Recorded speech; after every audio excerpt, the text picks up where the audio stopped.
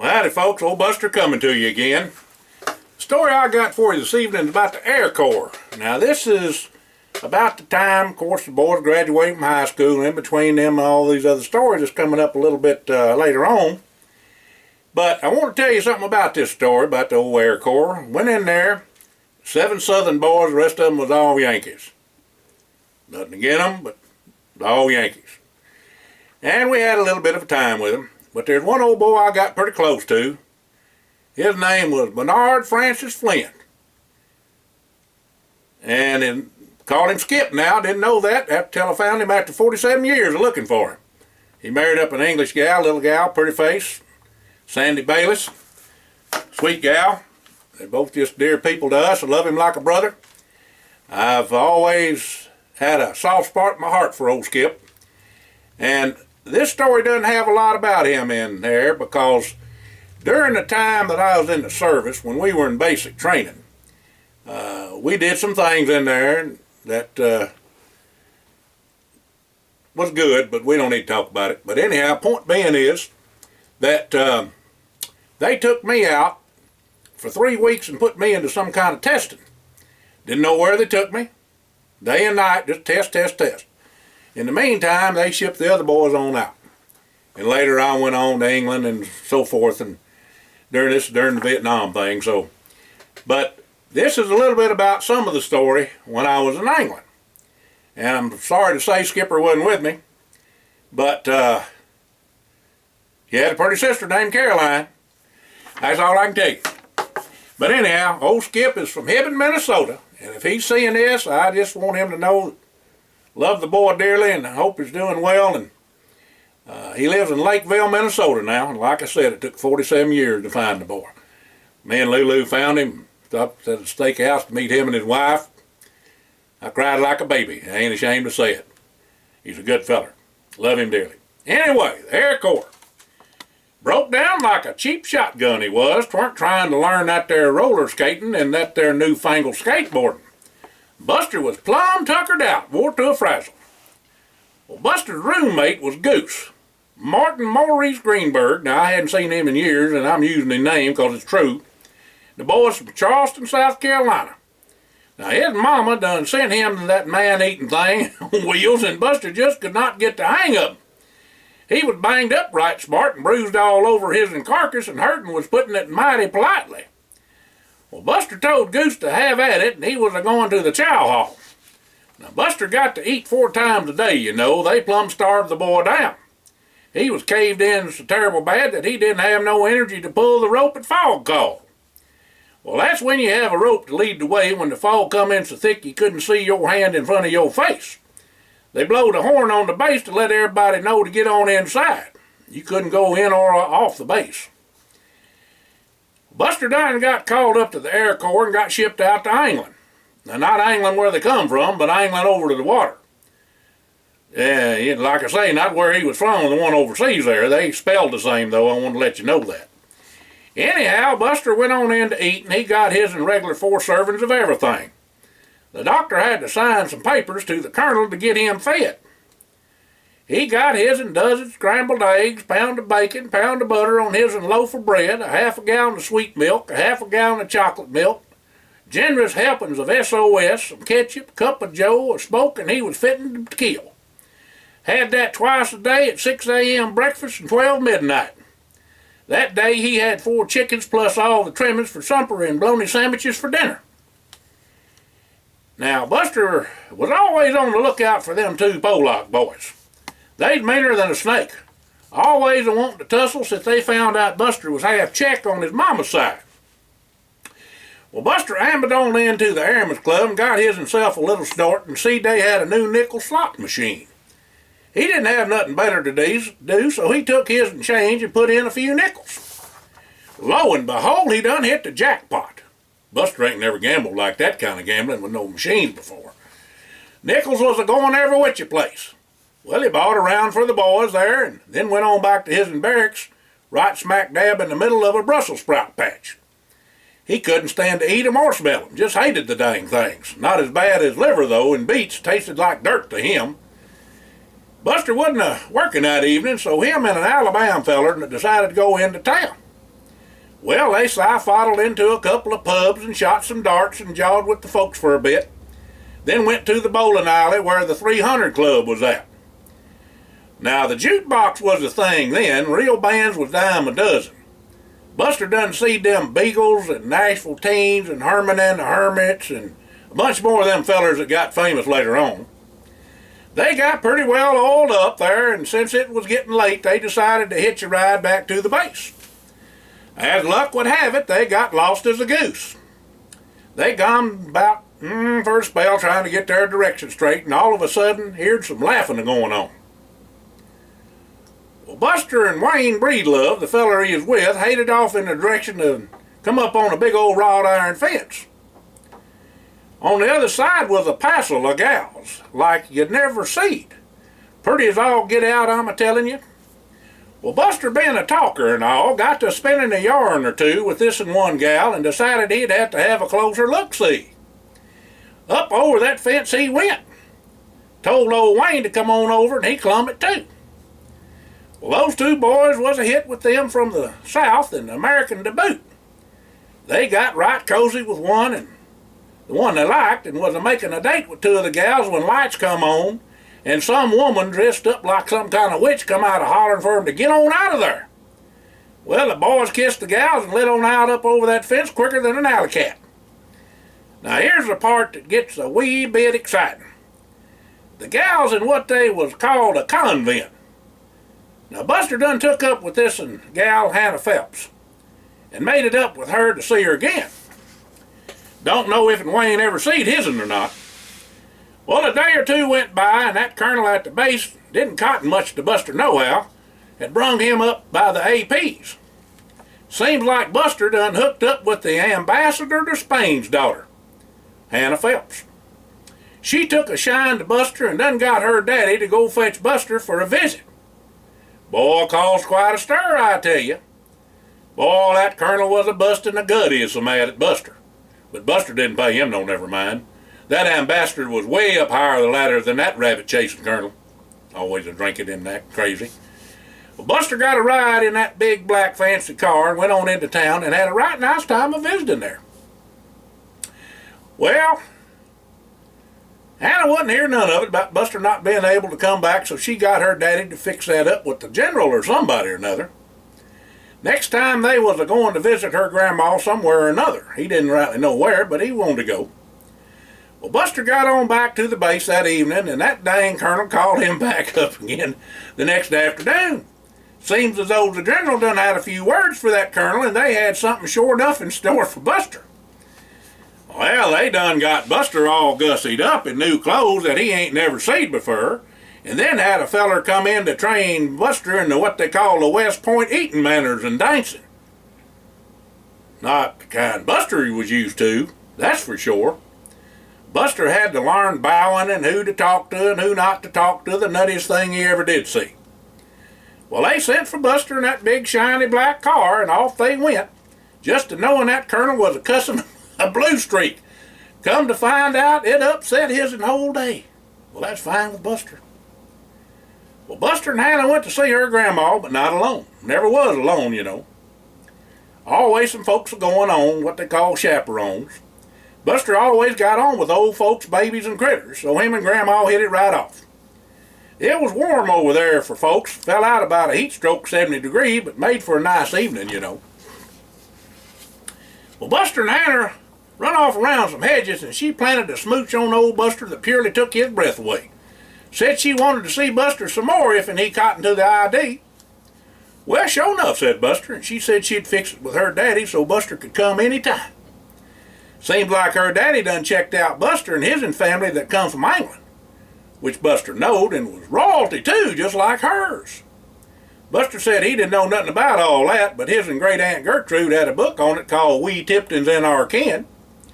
She said her daddy told Buster's family went back further than theirs and they had a castle over there summers.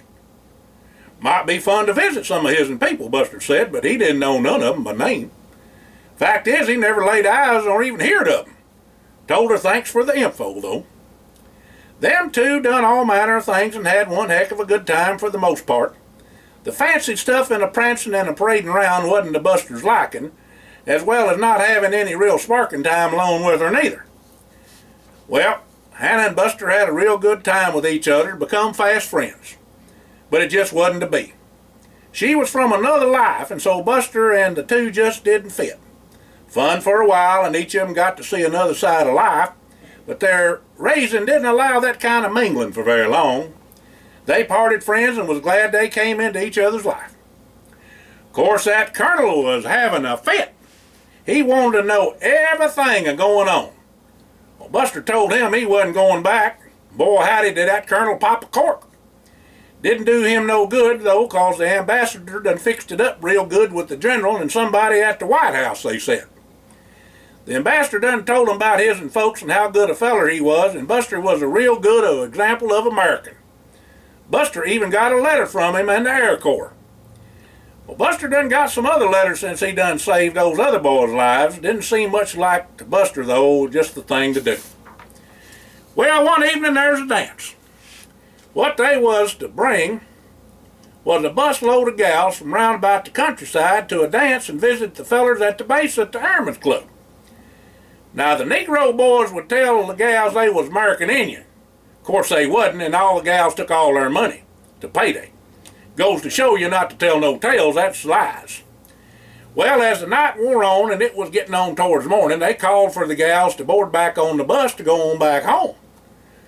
Well, Buster and Wayne hooked up again and was having a good old time talking to two of the gals and walked them to the bus. They stayed a bit longer than the rest of the boys, and come to find out, the bus driver done got himself all liquored up and was passed out colder than a wedge. Well, them gals got plumb fractious. Started to caterwauling and carrying on about getting home and crying and carrying on. Well, Buster done up and said he'd drive them on back. Wayne just said, I'll saddle up and go with you, and they were going to take the gals back. Wayne said, can you drive this thing, Buster? Buster told him, said he could drive anything on wheels that could float or fly. Buster done got Reggie's two-seater Champ and learned to fly the thing by the seat of his and britches out on the farm back in Arkansas. And that's another story coming, folks, before this one, of course. That part of the farm had some sand and it made a right nice runway, and Buster used to hop and skip that dang airplane all over the place till he got the hang of it. Grandpa Gus just said don't kill yourself or tear up the road for harvest. Well, Reggie was his neighbor next farm over. Reggie got snockered and was a buzzing the airport over in Memphis, and the FAA took his pilot's license, so he let Buster have the Champ. Well, Buster put her into grandma gear and took off. Didn't jerk at all. Buster kind of got the hang of driving on the wrong side of the road after a bit and learning the gears. Their roads was a mite narrow, but he could handle the bus just fine. The gals all took off their dresses and hung them up and just sit around in their underwear and slips on. Danged if Buster and Wayne didn't fall in and come out smelling like a rose. They was in the hog heaven with all them gals a sashaying around them scantily clad. They was riding along with the gals, giving directions, and all of a sudden the gear shift come plumb out of the transmission. The bus had a stick shift in the floor, and that was something Buster knowed all about, you know. Just slipped a cotter pin is all. Well, Buster hollered at Wayne to come on back up front because he was a spooning that gal and he locked in the back of the bus. Well, Wayne and most of the gals come up around Buster and was all concerned like. Well, Buster told them not to worry. He could make it work and fix it and get them all home in fine feather. Buster told Wayne to stick the gear shift back in the hole in the transmission and to keep it pushed in whilst he shifted. Then Buster took off and told Wayne to hold her nude, I'm a double clutching. What a ride. She got to be smooth sailing for a spell till they come to a little town. The gals told Buster to keep on going through the town, but them streets got narrower and narrower. Buster got her stuck on a little side street and had to stop. There was a little pub right up the street, so he done told all the gals to get on out and stretch for a spell, and Buster and Wayne would buy them all something to eat and drink. The fella that run the place was closing up, but stayed open till they was all done eating and drinking and the gals going to the ladies' room and all. Well, Buster pulled Wayne off the side and told him he was a figuring to do. Wayne said, okay, let's do it. They piled back in on that bus, and spirits was a bit better since eating and drinking and going to the outhouse. Now Buster fired her up and said for Wayne to hold her in. Well, Buster took off like a house afire. He done scraped off both sides of them mirrors and knocked over a bunch of trash cans, but got that bus unstuck and out on the main road again. Well, round about daylight, the gals that was still awake said they was only about 20 miles away from home. Gas was good and she was running smooth, so they was good to go. Or to make it there to their town about time the town folk was beginning to stir. Sure enough, they pulled into town and the gals' mamas and daddies and the mayor and all come out to meet 'em. They was all a-hugging and a-kissing and a-shaking iron hands and said we was heroes. Well, Buster and Wayne weren't no heroes. They just wanted a little adventure and be with the gals, plus they was good boys and couldn't leave no women in distress, you know. Well, the gals, Wayne was from Alabama. Well, the gals' folks, the ones they liked, took 'em home and fed 'em and put 'em up for 3 days. Well, Buster and Wayne just knowed they was a pickle being AWOL and all and was trying to figure out how to get out of this here little predicament. Danged if and all the town folks didn't sign a letter to the colonel, and the mayor called him up and told him how proud he was that they rescued their gals and that they was heroes. The colonel got Buster on the phone and told him to catch the first train to London and there'd be somebody to fetch him there at the station. Well, Buster and Wayne said their goodbyes and left on out and finally got back to the base. Now that colonel was madder'n a wet hen and was about to bust a gut, I tell you. He fussed and cussed and paced his in office till Buster thought he'd wear a hole in the floorboards. He threatened Buster with his in life, and all the time Buster was a-grinning from ear to ear. Buster done had him again. 'Tweren't nothing he could do about their little jaunt to the countryside, 'cause it done got back to the top brass and they was heroes of the day. His a-fuming and a-ranting was surely going to drive him to an early grave. The colonel was just about to pop his in buttons when a phone call come in and wanted the colonel to give Buster and Wayne a commendation medal. That tore it, I'd say. Run them out of there a-spitting and a-spewing. Next roll call, they got their medals at a 3-day pass. Now that 3-day pass was something for sure. A bunch of the fellers got drunk and lost and ended up in some section of London called Soho. They got a room for the night and piled in there 'cause money was scarce. One feller, little Ronnie Millard, he'd fight a circle saw but never won, was with them and a-sleeping. Somebody put a towel over a lamp and caught the place afire. Well, Buster and Wayne done come in from finding some milk and something to eat and got all the fellers out of there. Guess the fire department done come 'cause bells was a-ringing and they was a-running. Well, Buster's Grandpa Gus could speak 7 languages and taught Buster just enough of them to get him into trouble. Buster done seed this here Dutch gal and rattled off something his and Grandpa Gus told him in French. The gal was a pretty gal, but a big un. She tackled old Buster in a coal bin and went to jabbering something and a-hugging and a-kissing him. Well, it was all Buster could do to get her off of him. When he did, he run like a turpentine cat. He seed one of them Bobby police and asked him how the devil to get out of this place. Oh, me. Well, Buster met up with the other fellers at the train station to go on back to the base. They was all wore down after all them shenanigans, and all of them got some shut-eye on the way back. Well, Buster left a bag at the train station for some reason and told this feller his name was Wilbur Zilch. Just popped into his mind, I reckon.